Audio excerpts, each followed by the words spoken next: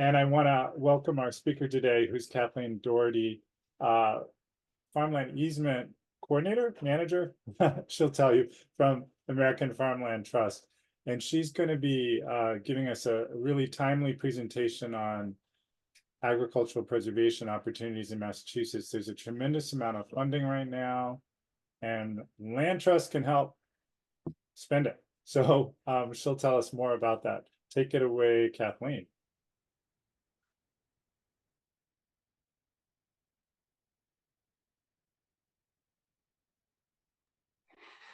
All right. Hi, everyone. Welcome. Thank you for joining today. My name is Kathleen Doherty, and thank you very much to Rob and the Mass Land Trust Coalition for hosting. I am going to take about an hour of your lunchtime to talk about farmland protection in Massachusetts. The recording will be available, and also the slides will be available. If you do have questions, you can put them in the chat and we will address them at the end. So with that, I'd love to get a sense of who is here today. So if you want to just put your name and your organization in the chat, if you're from a land trust or from a town, or if you're a landowner, or if you're just interested. And if you're coming in with any questions, you can put that in too, but just start with your name and your organization in the chat. And in the meantime, we are going to get started. So I'm with American Farmland Trust. My title is Farmland Easement Support Specialist. So my job is a newly created role with the specific goal of supporting you all with farmland protection, specifically in Massachusetts. And I'm joined by a couple friends and team members today. Jamie, I don't know if you want to say a quick hello. Sure. Thanks, Kathleen. Hi, folks. Jamie Potter, and I'm with AFT. I work closely with Kathleen. I know many of you who are on the call, and just really thrilled to see so many folks on with us today interested in farmland protection tools. Thanks so much. Tasha, if you are here, feel free to unmute and say hello. And if not, we will hear from you towards the end. Yep, I'm here. Natasha Swaby with Natural Resources Conservation Service, natural resource specialist, but I specialize in the easements, which you'll hear about today, our agricultural land easement program. So here to answer questions. Awesome. And this is a really great partnership of AFT and NRCS. So it's really great having Tasha here. And I think I saw Ryan too from the NRCS team. We are really lucky in Massachusetts to have a great NRCS partnership. Sorry to interrupt, but I see an email from Dave Viale saying Zoom doesn't work, but Google Meet does, ? Is Thanks, Kathy. I had that same problem. Maybe if he just goes to the registration page on the MLTC website, it should take him right to Zoom. Okay, I will email him back that. Thank you. Dave's here, Kathy. He made it. Oh, okay. He got there. Okay, never mind. Thanks, yeah, Kathy. for me, I had to update my Zoom and then it allowed me to. Okay, that's great. Hi, Dave. Dave, do you want to say hi? You don't have to. Hi, David Viale. I supervise the APR program with Department of Ag Resources. Glad everybody's here. Thank you, Dave. You can let me know if I'm misrepresenting anything about MDAR APR. So I'm just putting the mission of American Farmland Trust up here. Obviously, this webinar is going to focus on that first pillar, which is protecting farmland. But I did want to flag that AFT does a lot of work with these other two items, promoting sound farming practices and keeping farmers on the land. And we're doing a lot of that work in Massachusetts. So AFT can be a great resource to you and to farmers in your service area. And again, this is a partnership with the USDA NRCS, And NRCS, Natural Resources Conservation Service, is a federal agency that works with the people of Massachusetts to improve and protect soil, water, and other natural resources. So just a brief outline as we get started here. We're going to briefly make the case of why should we be protecting farmland. We're going to go over some more general farmland protection tools, and then we'll take a deep dive into some programs for farmland protection. And then we'll close out with some additional resources for farmers and a call to action for you all to get involved with farmland protection. So why should we care about protecting farmland in Massachusetts? So this is a map showing the percentage of agricultural land converted across the country within each state. And you can see Massachusetts is right up there.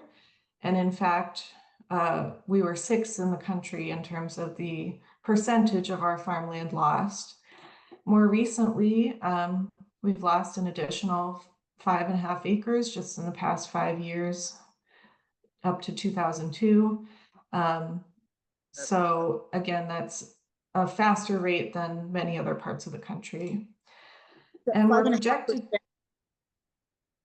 projected to continue losing farmland at a faster rate than the rest of the country again. So this is showing the percentage of agricultural land projected to be lost.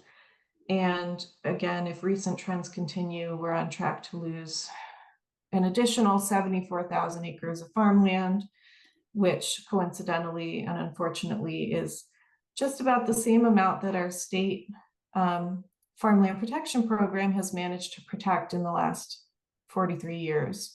So we're losing land at a faster rate than we can protect it. This ties in also to farmland affordability, which is potentially the #1 challenge for beginner farmers in our state, in our region. So this map is showing farm real estate values in terms of dollars per acre.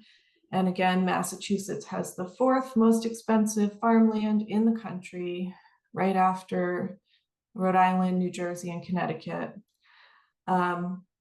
So that's really hurting beginner farmers. It's hurting the viability of agriculture as an industry. But farmland protection can be an important piece of the puzzle and an important tool to keep farmland affordable. So I'd love to briefly talk over some tools for farmland protection. This is a list that is by no means comprehensive. I mentioned I am going to share the slideshow after the fact, so if you feel like clicking through some of these hyperlinks, you can do further reading. But for today, we're going to focus on these 2 tools. One is permanent farmland protection using a farm-friendly APR or CR. And I'm also going to talk about the farmland of local importance designation. So what makes a CR or an APR farm-friendly? Starting with the purpose. The natural resource that we're protecting is the agricultural soils, but it's also critical that the CR or APR is designed to also protect agricultural use and future ag viability. So this kind of gets at farming is more than just the land, it's also the people on the land, the farm business. And relatedly, for permitted uses, it's really critical that a farm-friendly CR should include provisions for farm buildings. Farms need buildings, even if it's a hay field. They need a barn to store the hay wagon. You can put limits on the size and location of the structures, but the CR or APR terms should consider ag structures. Commercial use is another really important one that's different from a traditional open space CR. Obviously, farming is a commercial use, but farmers are also doing all kinds of other types of commercial use that support the viability of the business, including agritourism. So that should be considered in the deed terms, the easement terms. And then dwellings. So not every program allows this, but I am an advocate for including the dwelling as part of the CR or APR area. Housing is expensive. The farmer needs to live somewhere, and I think it's an important tool for the long-term viability of the farm. There are some special CR or APR terms that we can focus in on that enhance farm viability, including the OPAV and the Affirmative Ag Covenant. There are also a lot of emerging issues that are being handled differently in different parts of the country, and I'm not going to be able to touch on all of them. You could probably do a webinar about each of these, but just to signal that farmland is kind of its own beast, and the CR or APR should reflect that. But right now we're going to spend some more time on these two tools, the OPAV and the Affirmative Ag Covenant. So OPAV stands for Option to Purchase at Ag Value, and the purpose of it is to promote the transfer of the protected farmland to farmers at the agricultural value. So this comes into play when the protected farmland is up for sale. The OPAV holder, which is, typically the CR or APR holder, will intervene in the sale to ensure that the property transfers to a qualified farmer at the agricultural value. So this is really designed and intended to preclude someone from buying protected farmland just because they want to build a mansion in the middle of a hayfield. This is designed so that farmers get access to that land and they are not overpaying with it. They're not competing with people that don't want to farm it. Most times the OPAV does include exemptions, for example, if the land transfers within the family. For APRs that are held by the state, MDAR, OPAV is required. Next is the Affirmative Agriculture Covenant, and this is another CR or APR term that is intended to ensure that protected farmland remains in agricultural production long-term. So this is above and beyond restricting non-agricultural uses. It actually requires commercial ag use on that land. There are different enforcement mechanisms for this. Again, for an APR that is held by the state of Massachusetts, it's considered a violation of the APR if the property is not farmed for 2 or more years. If it's not held by the state, if it's a private APR, it could have other more creative enforcement mechanisms, such as tying the OPAV to the Affirmative Ag Covenant. We are going to talk more about APR and private APR shortly. The last tool here is the Farmland of Local Importance designation, FLI. So you can see on this map, this is a screenshot from Cummington. And you can see that that dark green brown is the areas of prime farmland soil. But there's a lot of agricultural fields that are not being shown as prime farmland soil.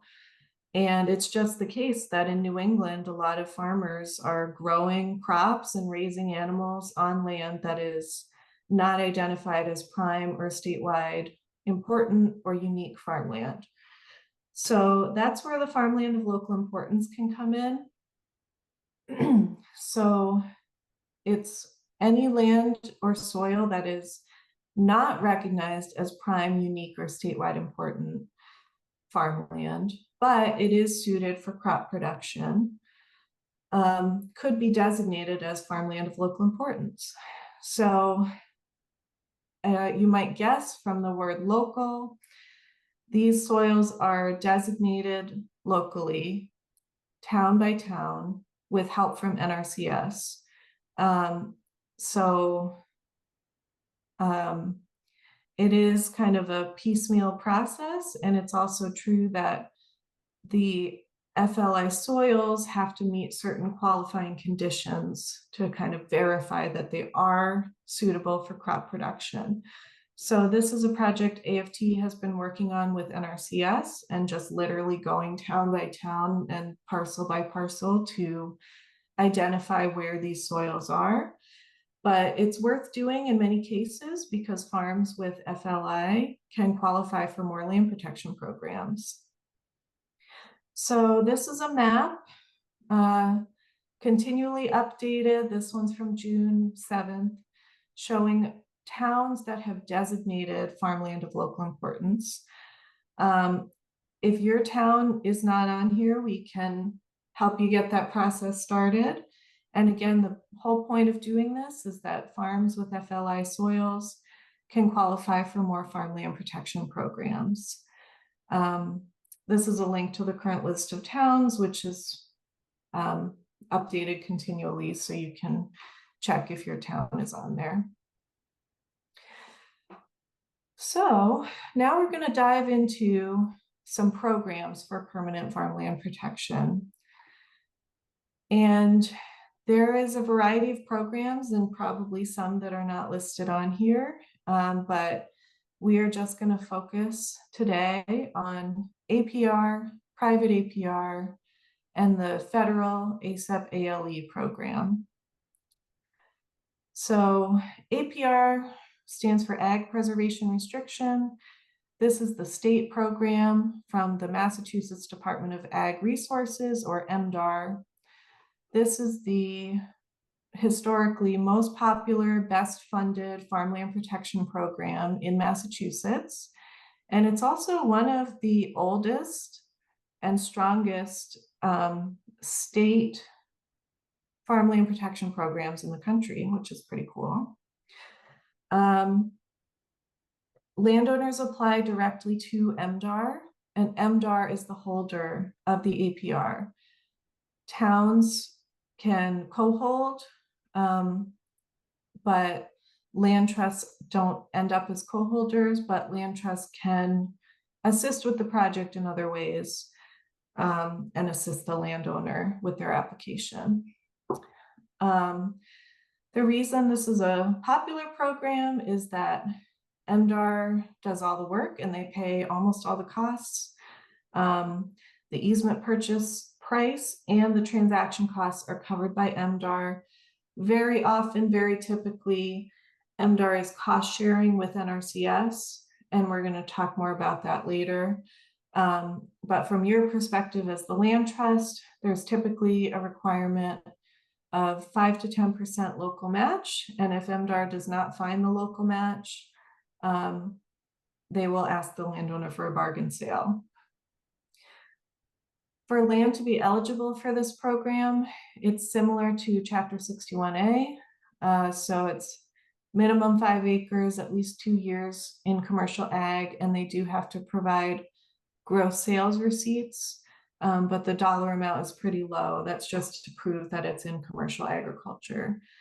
And when applications are considered, they also consider factors like soils and the amount of open cropland when they're ranking projects. For an APR, MDAR kind of drives the bus, and they have their required terms that end up as the APR template. This often does include the required terms from NRCS for the ASAP ALE program, but it goes a little bit above and beyond what's required in those minimum deed terms. APRs typically allow ag buildings, but they typically do not allow dwellings other than some amount of farm worker housing. But a lot of times the primary farm dwelling is kind of cut out of the APR area. MDAR APRs also require OPAV and the affirmative ag covenant. So next up is the private APR. And this is not a new tool, but it's one that maybe is underutilized. The landowner is the applicant, but they are working with the land trust or town, and MDR does not end up as a holder of the APR. The sort of flip side of that, it provides more flexibility, but at this time, there's no funding from MDR for private APRs. So it's on the land trust or town to either raise the purchase price, or, it could be like a donated APR value from the landowner. But the real benefit of private APR is there's no easement template. You don't have to use the model CR template, and you don't have to use MDR's normal template. The easement private APR document obviously has to protect agricultural use, and it does require the affirmative ag covenant, but otherwise there's a lot of flexibility in how it's drafted. You can include dwellings, for example, within a private APR, which is a no-go for an MDR APR. And a real advantage is that a private APR, you are working directly with MDR. You are not getting approval from the Secretary of EEA. So you are skipping the whole CR review process, which as of right now, there's still a big backlog, as we all know. So this could be potentially a really exciting benefit of the private APR. And the last program we're going to take a deep dive here is the ASEP ALE, Agricultural Conservation Easement Program, Agricultural Land Easement. This is a federal program from USDA and NRCS. And it's immediately pretty different from any of the MDR programs because landowners cannot apply directly to this program. They have to work with a land trust or town or other agency who is the CR or APR holder. And the CR APR holder in NRCS lingo is called the entity. So the entity, which could be you, the land trust, could be MDR, could be your town, could be an Indian tribe, applies with the landowner for this program. So eligible entities are state or local governments, Indian tribes, or nonprofits with a mission of land conservation. Another difference here is that the landowner has to be eligible.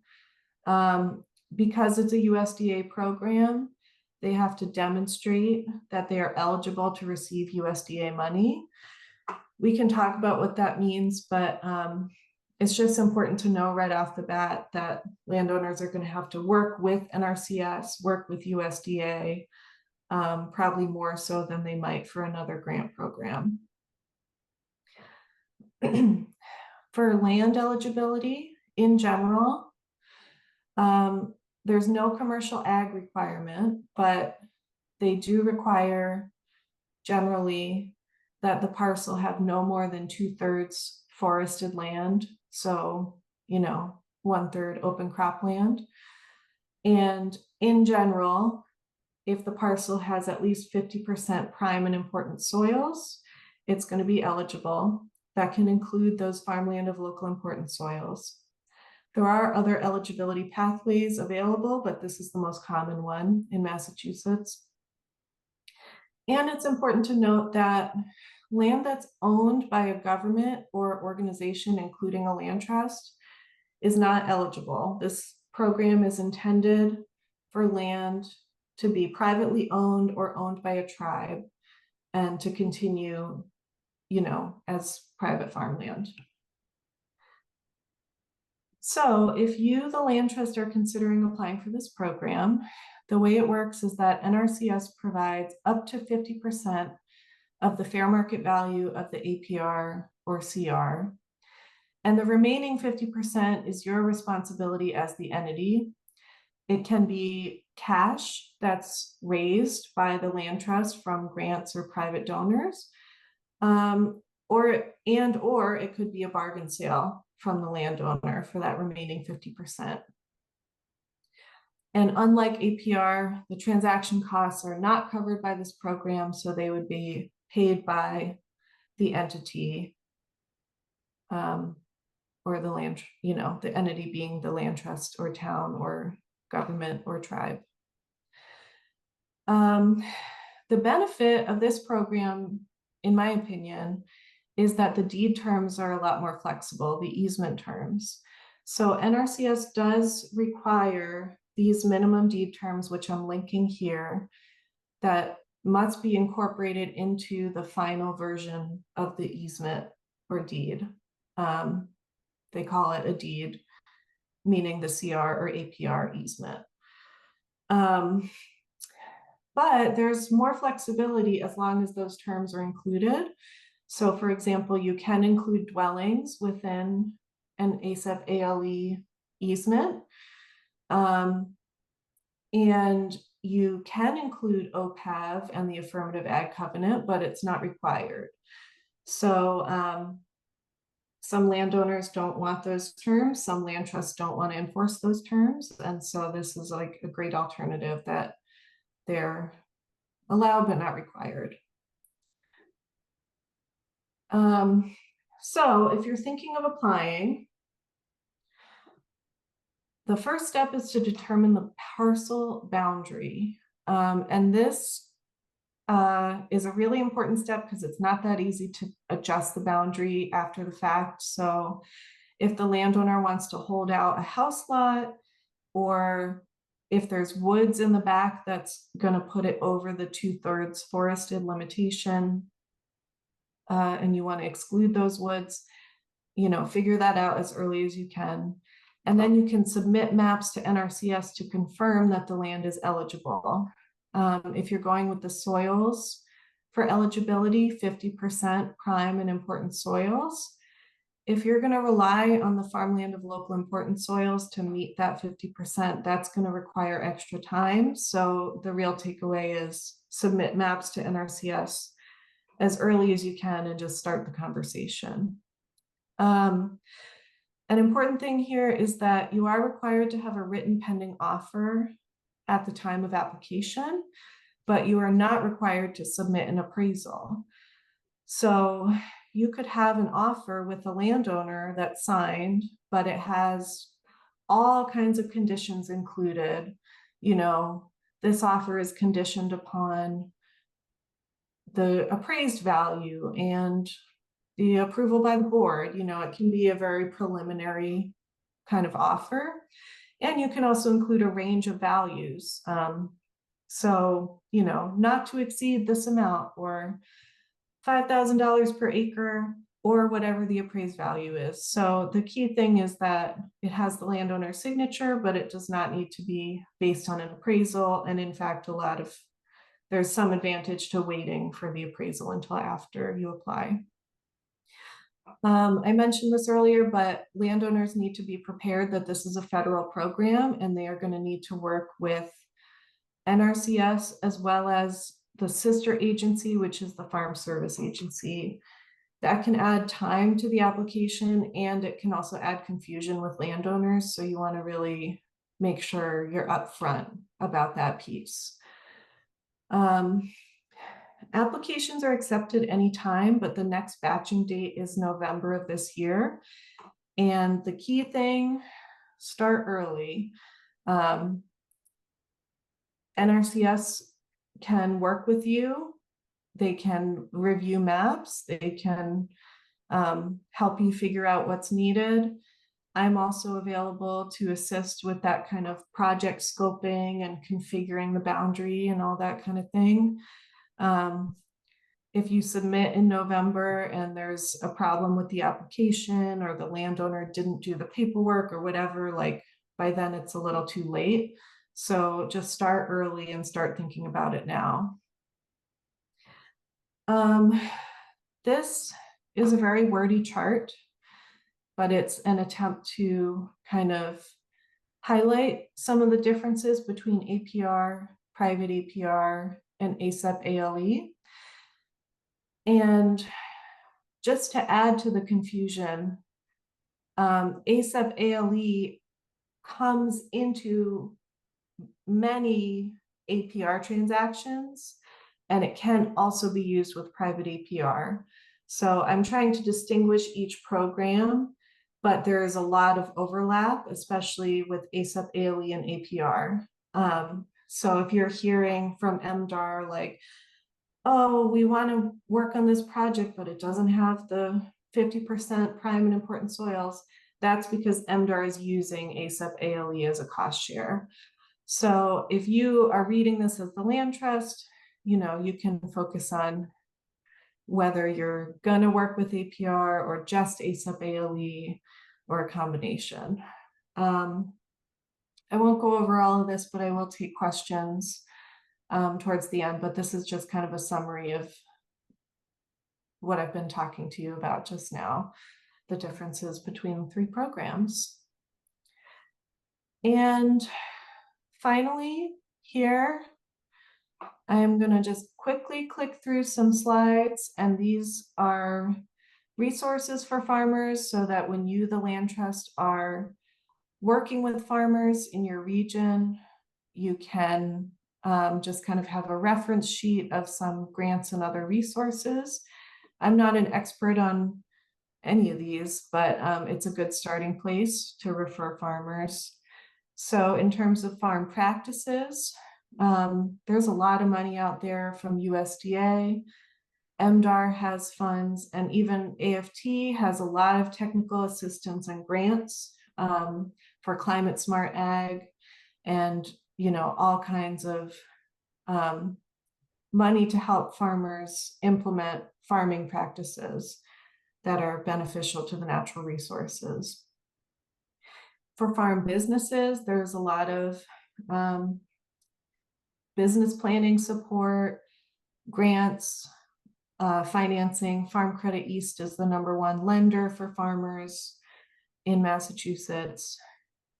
For farmland access and succession planning, if you're working with a farmer who wants to retire and doesn't have a plan, or if you know a young farmer looking for land, there are groups that are out there helping make that connection and helping farmers get onto land. For beginner farmers, there's a lot of money out there and a lot of support and business planning and technical assistance. NRCS has special provisions for historically underserved farmers, which does include beginner farmers, as well as socially disadvantaged farmers and veterans. And for urban ag as well, there is money and support out there for urban farmers. So I'm going to finish here with some opportunities for you all to get involved with this exciting work. So you can apply, and you can help landowners apply for these farmland protection programs. For the APR program, applications are accepted anytime and they're batched once a quarter.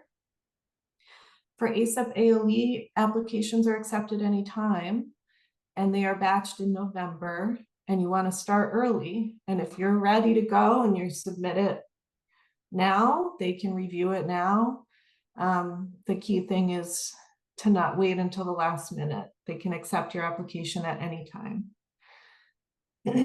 Another opportunity here is to encourage your town to adopt farmland of local importance.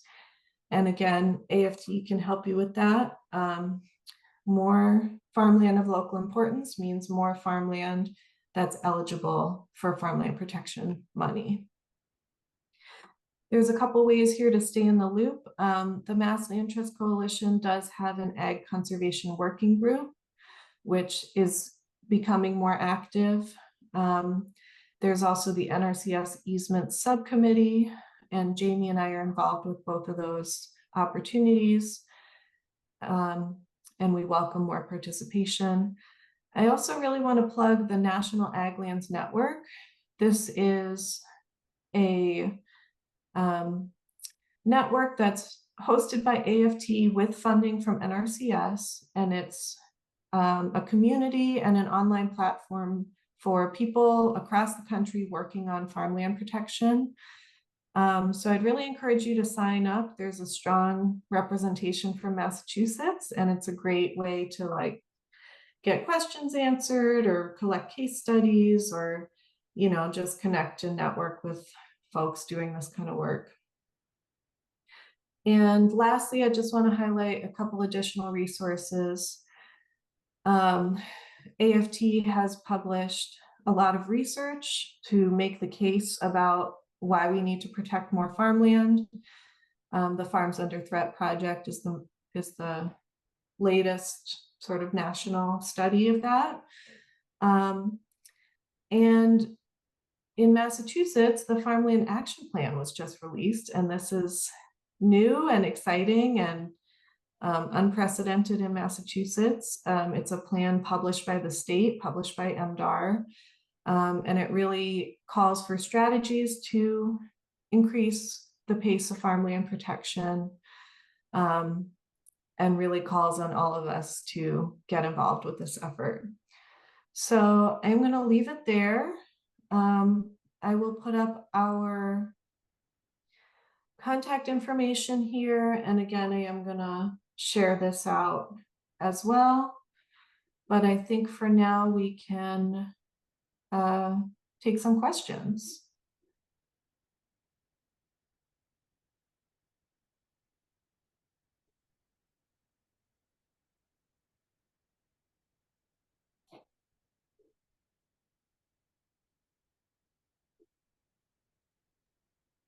I know there's a lot of questions.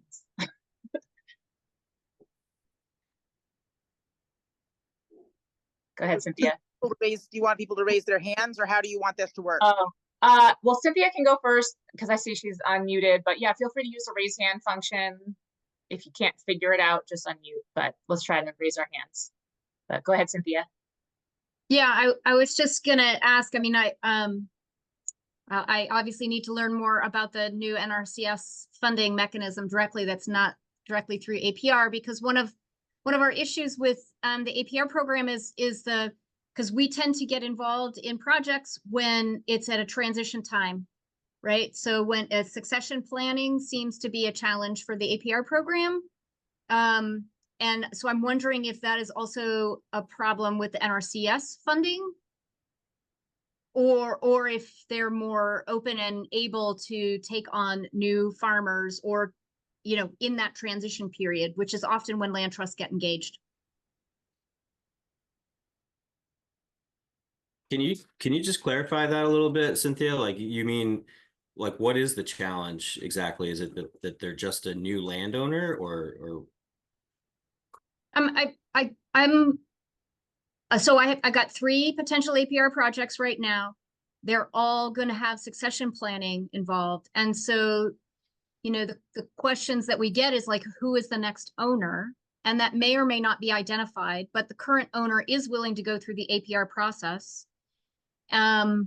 But the feedback that I get is that, well, unless we know who it is, and unless they actually have a farming background, it's not going to work with APR. So I'm wondering if the NRCS funding that's separate from APR is a little more flexible on that particular criteria.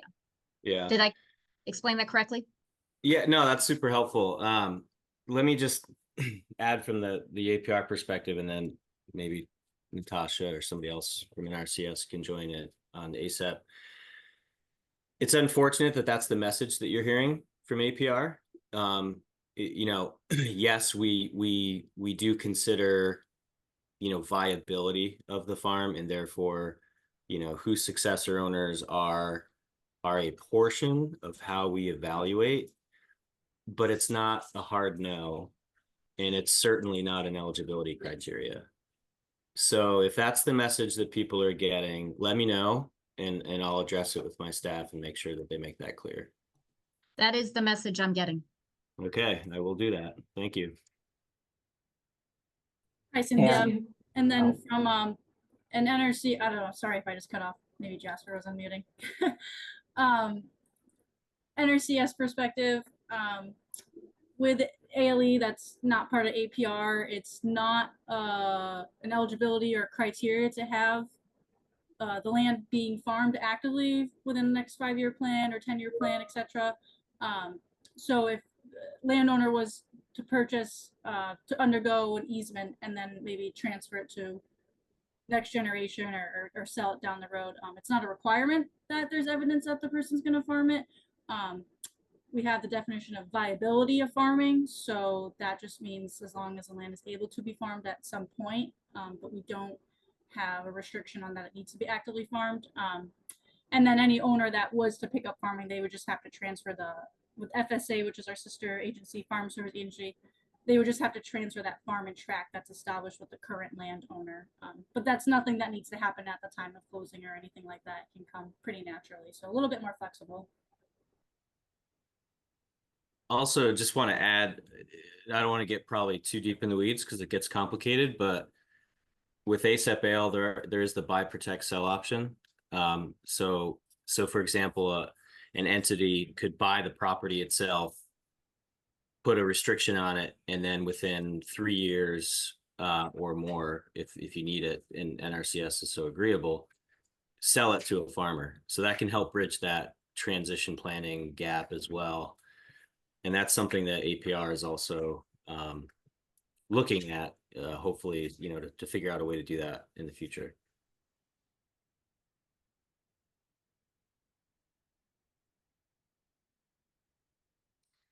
Thanks to Dave and Jasper, who are also adding into the chat some clarifying comments about each of their programs. So Dave is clarifying that MDAR does often require some transaction costs to be covered by the landowner or the local partner, typically 50% of the boundary survey, and they do allow labor housing for the farmland. And then Jasper was clarifying about ASAP Ale, that there are multiple eligibility pathways. Prime soils is one of them. That's the most common one used in Massachusetts. And there's interest in using some of these other eligibility pathways for ASAP Ale as well. But just for the purpose of this webinar, I was focused on the prime soils eligibility for ASAP Ale. Looks like Rita has her hand up, but Rob, is there something related to the webinar? Yeah, I just actually wanted to follow up on that very point there that Jasper and Tasha made in the chat around just how possible is it that the Farmland Action Plan could be cited as a basis for eligibility, because this, soils, it's my understanding that soils are sometimes a hurdle for people in terms of eligibility. And yet it seems like the Farmland Action Plan and all that data we heard at the beginning about farms, under threat should be support for the fact that preserving any farmland in Massachusetts would be in furtherance of a state plan. But I'm curious about, I saw the note saying let's chat more about that and for 2025. So I'm kind of curious, just what is the nature of those discussions? All 4 of those pathways are equally valid. So none of them are weighed more heavily than the other. They're all valid entryways, and all you need to do to choose for instance, the state and local policy pathway is you would just cite, with the application, state that that's the option, the eligibility option that you're choosing, and submit, and cite that local or state policy, and then an explanation of how the land fits into that state and local policy and how the state and local policy reflects the purposes of the program. So just because, soils has always been, like Kathleen said, the most common way, but that's just been a historic trend. That doesn't mean that it's more valid than any of the other options. So that's always been an option for this recent program, and will continue to be, as far as we can tell. So thanks, Jasper. And I do want to acknowledge that it's untested in Massachusetts, and there's been some amount of mixed messaging about what would qualify as a state or local policy. But the message now from NRCS is that to reach out to them and work with them if you have a parcel that you want to apply using the state or local policy pathway, to reach out and work with them directly on that particular parcel. And hopefully it can be a more commonly used pathway in the future. Okay, Rita's had her hand up. Yes, I have a very quick question. Kathleen, towards the end of your formal presentation, you referenced a network that you said was very popular in Massachusetts and it's nationwide. And I didn't know if network was part of the title. So could you put the name of the network in the chat? Yes, it's the National Ag Lands Network. I think Jamie put Okay. it in the chat just now, a minute ago, but did you do that, Jamie? Yeah. I did. Yeah. Oh, this you is a- did? Okay, perfect. Thank you.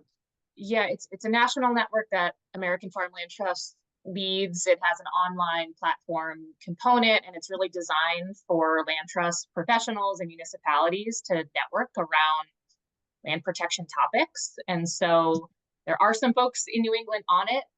We're really trying to help funnel more folks into the network because it's such a tremendous tool.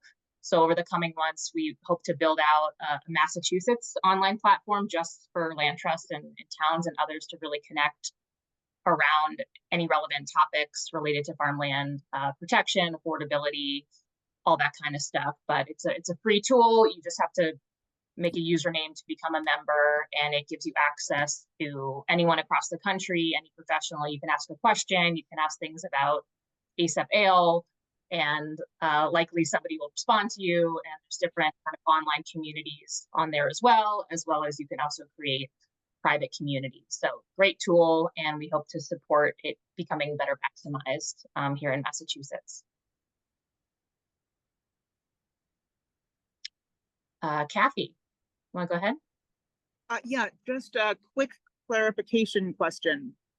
So the policy piece using the Farmland Action Plan, that could be used both going straight to NRCS and for APR, if APR is doing 50% from NRCS, right?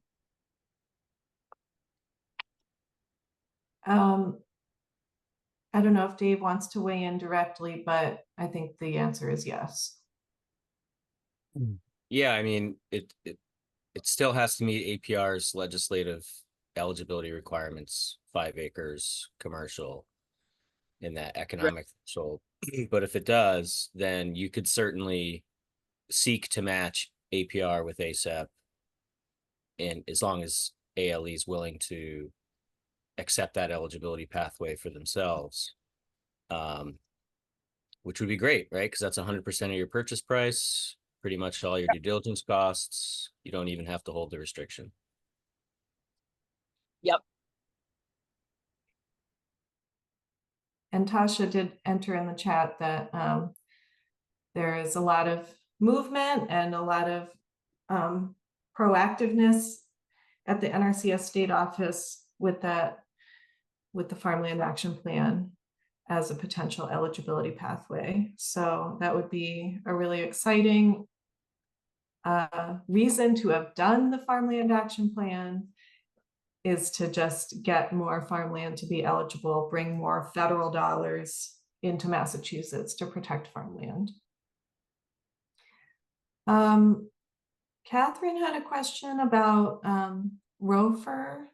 I don't know if she's still here, but I guess I wanted to clarify with Catherine kind of what the specific question was. It sounds like she just needs to know what that acronym, I mean, she wants to make sure the listeners understand what a right of first refusal is, because acronyms without definition can be confusing for people.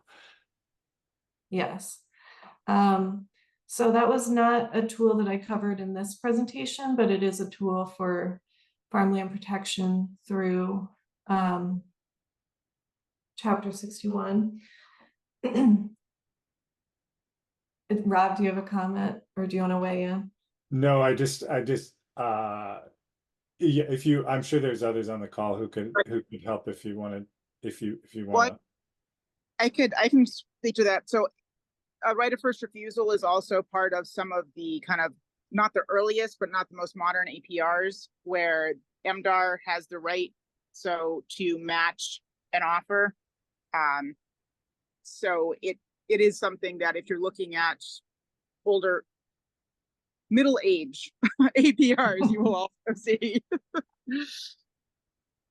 Yeah, so it is related to OPAV, distinct from OPAV. I'm hoping to create some more tools that also help land trusts and municipalities work together on farmland protection.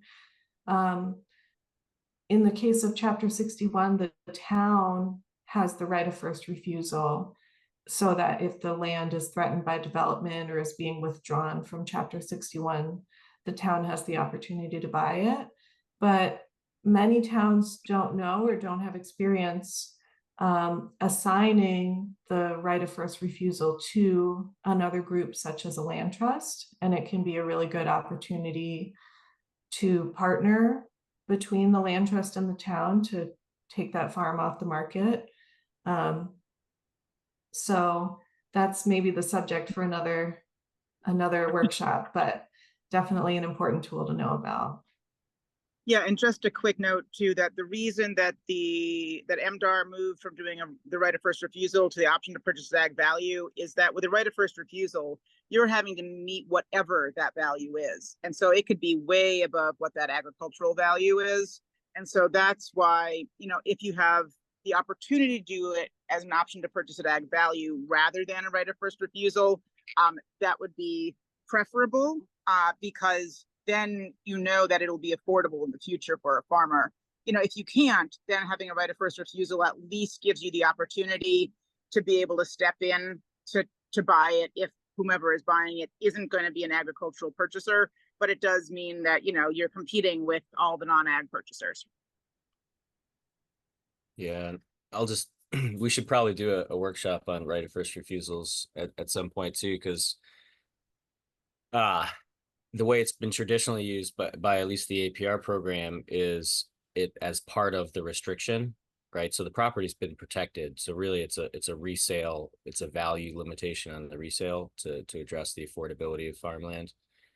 But it can also be used as a precursor to protection, right? Like land trusts, and I'm seeking this authority for APR, could negotiate to purchase or have donated a right of first refusal on an unprotected property, so that if and when that landowner ever decides to sell that property, you get the first crack at it, which means that you have an opportunity to buy, protect, sell, or to conserve and hold, et cetera, et cetera.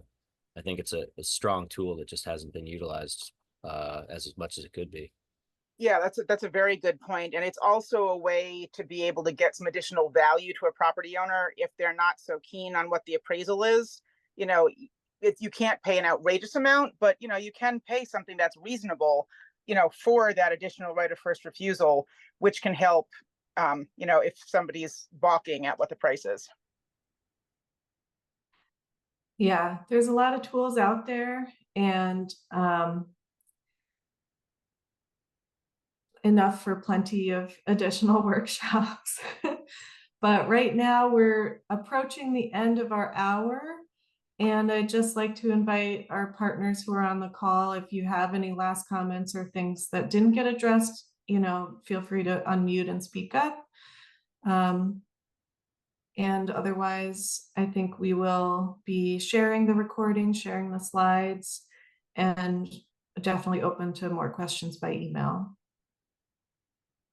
I just want to reinforce that now is probably the best time to be considering using all the programs discussed today, just because of the wonderfully insane amount of money that's available through the Inflation Reduction Act and the American Rescue Plan Act and MDR's funding and et cetera. So they're competitive programs, but they're really not that competitive right now because we have so much money. So you might as well apply.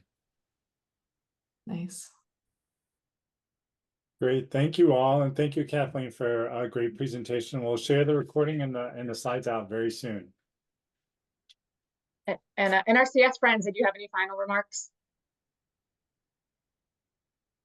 No, just feel free to reach out. Our emails and the slides that Kathleen's gonna send out, and we're always happy to answer questions. Natasha, me, Ryan, Shameka, who's on this call too. And we're here for you guys, so thanks for having us. Thank you. This was very helpful. Thanks, everybody. Yes, thanks Bye. all. Thank you all.